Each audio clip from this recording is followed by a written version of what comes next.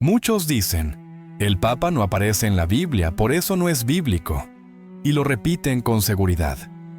Pero aquí está la pregunta real. ¿La Biblia enseña que Cristo quiso una iglesia con unidad visible, con autoridad real y con un ministerio pastoral que confirme a los hermanos, o no? Porque bíblico no significa que una palabra exacta tenga que aparecer escrita. La palabra Trinidad no aparece como término en la Biblia, y sin embargo la fe trinitaria está presente en toda la Escritura. La palabra Biblia tampoco aparece como un libro definido, y aún así, nadie duda de su existencia. Entonces, hoy vamos a ver, con Biblia en mano y con la fe de los primeros cristianos, si el Papa es una invención humana o una institución querida por Cristo. Jesucristo no fundó una idea abstracta ni una espiritualidad individual. Él fundó una iglesia. En Mateo 16, Jesús habla de una sola iglesia, no de muchas. Y en Juan 17, Cristo ora al Padre para que sus discípulos sean uno, de manera visible, para que el mundo crea. San Pablo confirma esta enseñanza cuando habla de un solo cuerpo, una sola fe y un solo bautismo en Efesios 4. Si Cristo quiso una iglesia visible y unida, surge una pregunta lógica. ¿Cómo se conserva esa unidad a lo largo del tiempo? ¿Cómo se protege la fe cuando surgen divisiones y doctrinas contradictorias? Aquí aparece la misión particular de Pedro. En Mateo 16, Jesús cambia el nombre de Simón y le entrega las llaves del reino. En la Biblia, el cambio de nombre siempre implica una misión nueva. Además, las llaves representan autoridad real, como se ve claramente en Isaías 22. Jesús no entrega las llaves a todos al mismo tiempo, se las confía a Pedro. Más adelante, en Lucas 22, Jesús ora de manera especial por Pedro para que su fe no falle y le encarga confirmar a sus hermanos. Jesús no promete que Pedro será perfecto, anuncia su caída, pero aún así, le confía una misión de unidad y confirmación en la fe. La iglesia no se sostiene en la perfección humana, se sostiene en la fidelidad de Cristo. Después de la resurrección, en Juan 21, Jesús pregunta 3 veces a Pedro si lo ama, y 3 veces le confía el cuidado de sus ovejas. Jesús no habla de ovejas ajenas, habla de su propio rebaño. Cristo sigue siendo el dueño, pero establece a Pedro como pastor encargado. Esto no convierte a Pedro en Dios ni en sustituto de Cristo, pero sí en pastor visible del rebaño. Cuando leemos los Hechos de los Apóstoles, vemos que Pedro actúa como cabeza visible. En Hechos, uno toma la iniciativa ante la comunidad. En Hechos 2 proclama el anuncio principal en Pentecostés. En Hechos 10 abre la puerta del Evangelio a los gentiles. Y en Hechos 15, ante un conflicto doctrinal grave, Pedro interviene y la iglesia discierne en comunión. No vemos interpretaciones privadas aisladas. Vemos una iglesia con autoridad apostólica. Algunos objetan diciendo que la palabra papa no aparece en la Biblia, pero la pregunta correcta no es si aparece la palabra, sino si aparece la realidad. La palabra encarnación no aparece como término técnico, pero Juan 1 enseña claramente que el Verbo se hizo carne. De la misma manera, si la Escritura muestra que Cristo dio a Pedro autoridad, misión pastoral y responsabilidad de unidad, entonces el fundamento está presente. La fe cristiana no se transmite solo por escritos. San Pablo enseña en 2 Tesalonicenses 2 que la fe se transmite tanto por palabra viva como por carta. Y en 1 de Timoteo 3 se afirma que la iglesia es columna y fundamento de la verdad. La iglesia no inventa la verdad, la custodia y la transmite fielmente.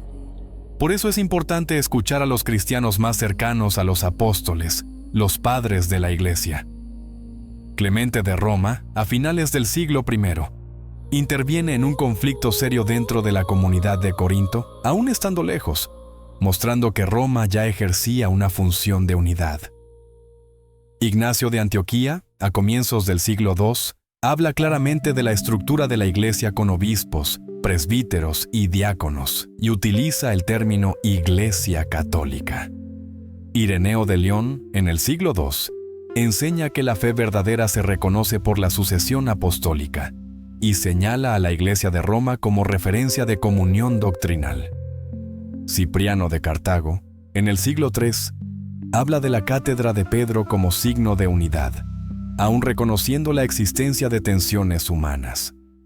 Algunos argumentan que Pablo no menciona a Pedro en Romanos 16 y concluyen que Pedro no estuvo en Roma.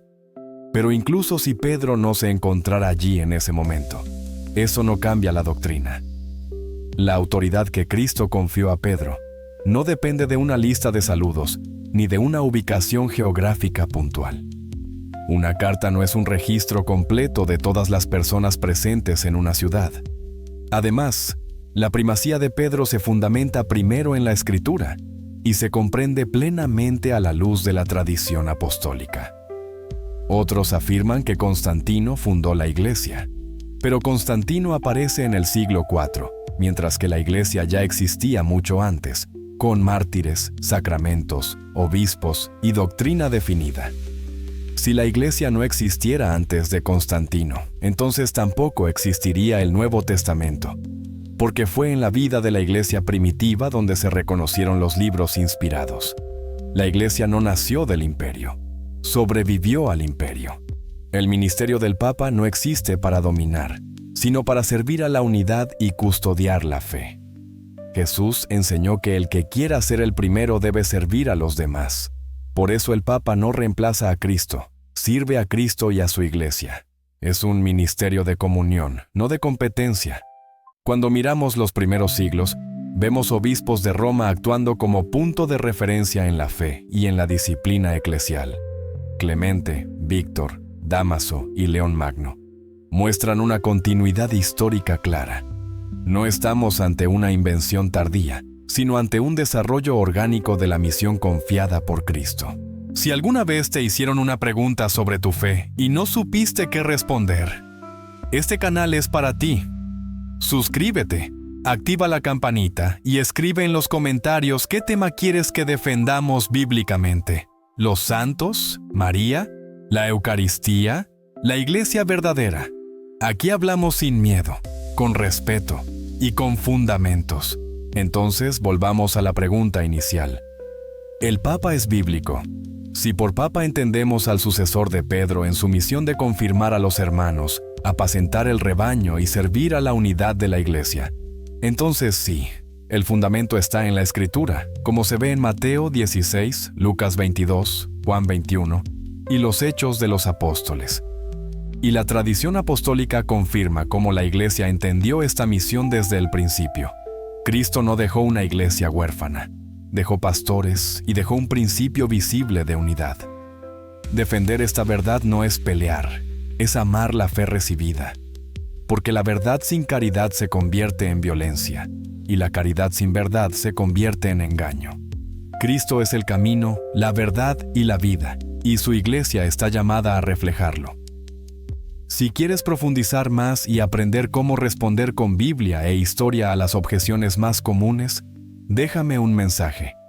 Y si este contenido te ayudó, compártelo, porque la fe se fortalece cuando se entiende y se transmite con claridad.